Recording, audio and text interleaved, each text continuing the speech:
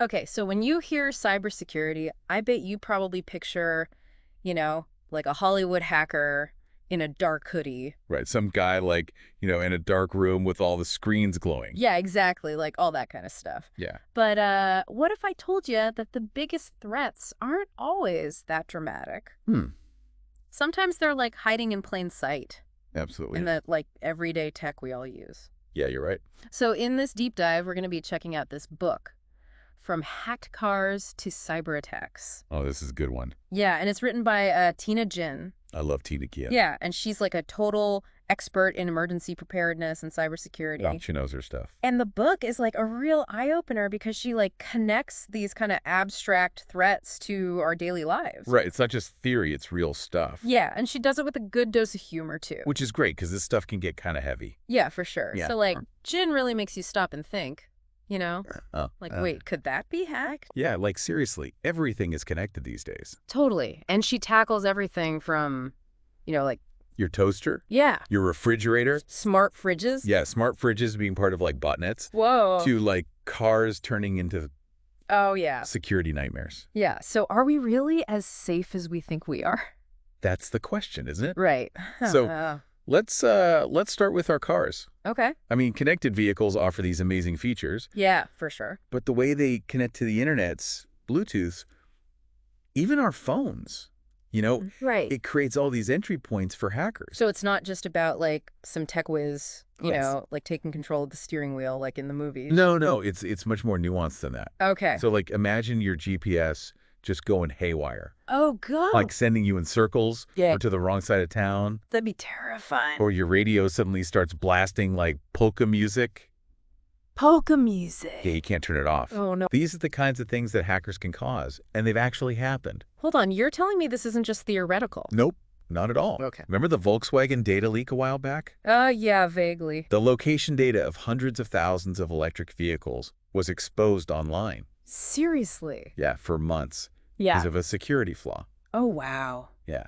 Okay, but data leaks are bad, but that's not the same as like someone like controlling the car, right? True, but it highlights a lack of like robust security in these systems. Yeah. And then there's the Kia case, Okay. where hackers figured out how to use their web portal to like remotely access vehicles. Get out of here. Yeah, and all they needed was the license plate number. Just the license plate number. Yeah, crazy, right? That's unsettling. Yeah, It sounds like these car companies are like playing catch up they are. with security, as they're rolling out all these Oh, yeah. fancy new connected features. That's like they're rushing to get the cool stuff out there. Right. And they're not really thinking about the security aspect. Yeah, they're not thinking about the implications. Yeah, okay. And it's not just big name brands either. Oh, really? Even Reviver, the company that makes those digital license plates, Oh, yeah. they had a vulnerability What? that could let someone change the displayed plate number. Wait, so someone could essentially make their car invisible to traffic cameras. Pretty much, yeah. Talk about a recipe for chaos. Yeah, I mean, Wow. and even a brand like Subaru, known for its safety. Right, Subaru's supposed to be like the safe car. Exactly. Yeah. But they had a flaw in their Starlink system Oh, no. that could have let hackers hijack cars remotely. Remotely. Yeah. So you're saying this isn't just a problem with one type of car Oh. or one specific brand? It's an industry-wide concern. Wow. So it makes you think twice about all those cool features, doesn't it? It really does. Right. Like, it makes you think, is it really worth it? Yeah. But are these incidents really that common, or are we talking about isolated cases? Well, that's the thing. Oh. These cases aren't isolated. Oh. They point to a much bigger trend. Okay. As vehicles become more connected, Right. they inevitably become more vulnerable to cyber attacks. So this is where Tina Jin's expertise comes in. Exactly. She's not just trying to like scare us, is she? No, Oh, not at wow. all. Her book emphasizes preparedness, not panic. Okay. She wants to give us practical knowledge Right. so we can take steps to protect ourselves. I like that approach. Yeah, me too. And she doesn't stop at cars. Nope. She also talks about the digital security of our personal devices. Because our phones, Yeah. our laptops, Right. even some appliances these days are basically mini computers. It's kind of crazy to think about, right? It is. Like how much we rely on these devices. Totally. Yeah. And those devices are also vulnerable. Oh, yeah, for sure. For instance, there was this sophisticated phishing campaign Okay. called Astaroth. Yeah. It targeted Gmail and Outlook users. Oh, wow. And it was bypassing even two-factor authentication. Wait, two-factor authentication? Can you explain that for those who might not be familiar? Sure, so two-factor authentication adds like an extra layer of security Okay. by requiring you to enter a code sent to your phone or email Right. in addition to your password. Okay. So it's meant to make it harder for hackers to access your accounts. Right. But as this campaign showed, even those measures can be bypassed. So even if I think I'm doing everything right, I could still be at risk. It highlights the fact that cybersecurity is like an ongoing process, Yeah. not a one-time fix. Okay. You need to stay informed about the latest threats Yeah. and make sure your security practices are up to date. Okay, that makes sense. Yeah. Jin also mentions vulnerabilities in Apple devices. I thought Apple was supposed to be super secure. Well, there's no such thing as a completely impenetrable system. Right. Even Apple, with its reputation for security, Yeah. had a flaw that could allow unauthorized access. Seriously. Even if you have a passcode. So even if we trust a company's reputation, we can't just assume everything is fine. Right. You can't just be complacent. We need to be proactive about our own security. Exactly. Okay. And then there's the issue of info-stealer malware. Okay. This is designed to steal sensitive data from your web browsers. Like what kind of data? Things like passwords, Passwords. Okay. cookies, Cookie. even financial information. That sounds terrifying. What exactly are cookies and why are they so valuable to hackers? Okay, so think of cookies as little files that websites store on your computer Okay. to remember your preferences and activity, Uh-huh. so they can contain things like login information or shopping cart contents. Okay. And hackers can use this data to access your accounts Oh, wow. or even impersonate you online. I never really thought about cookies that way. It seems like they're a goldmine for cybercriminals. They are. Wow.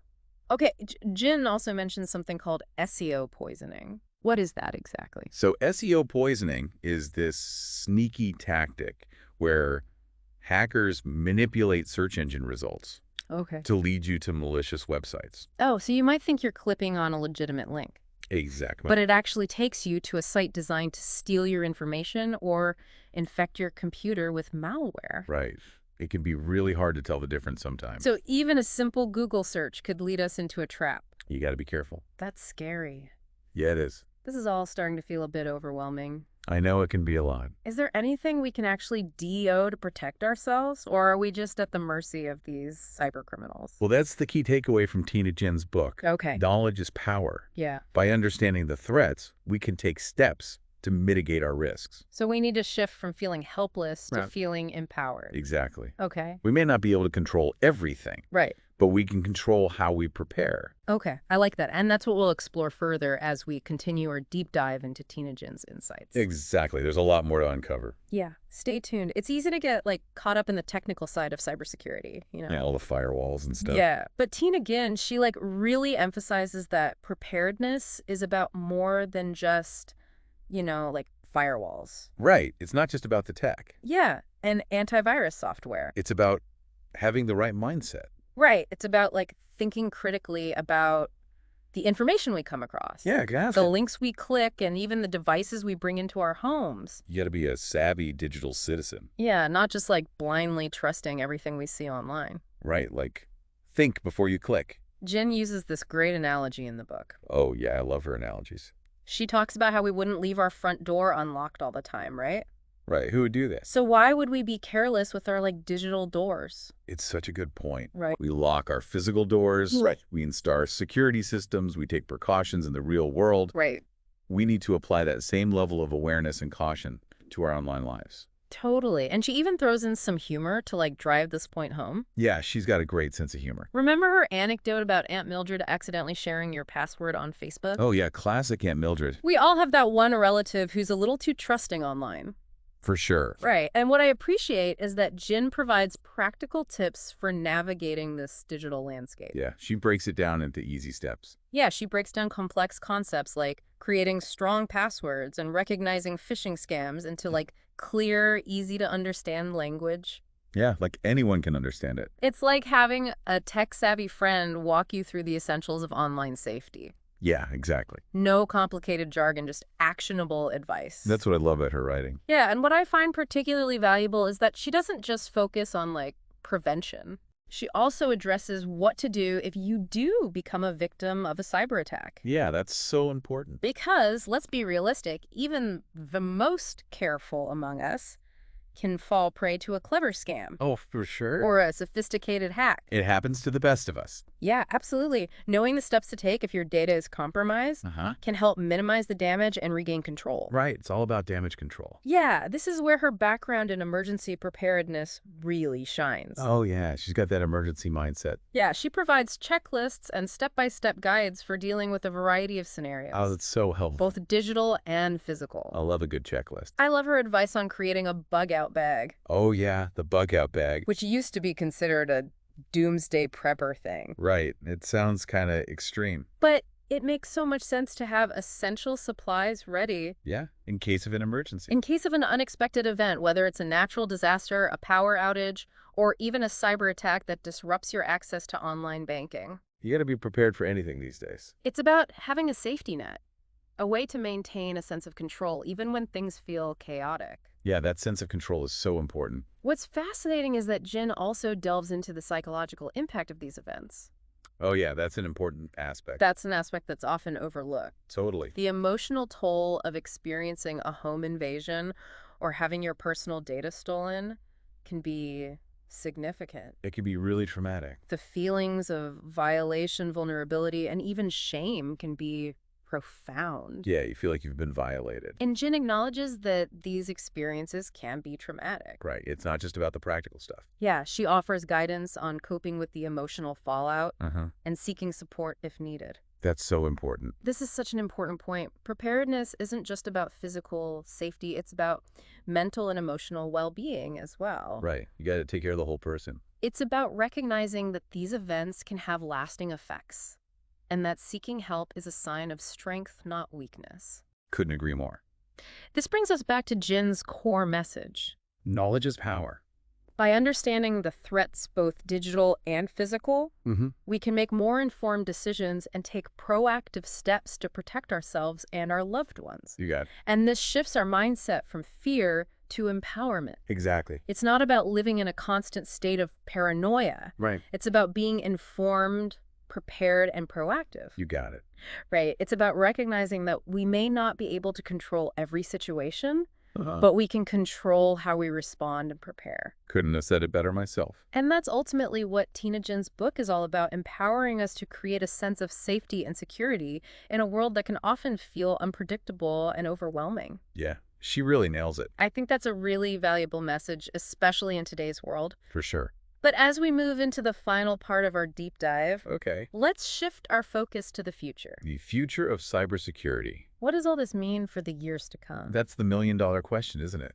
Okay, so we've talked about the current landscape, Uh-huh. of cyber threats and how to be more prepared. Right.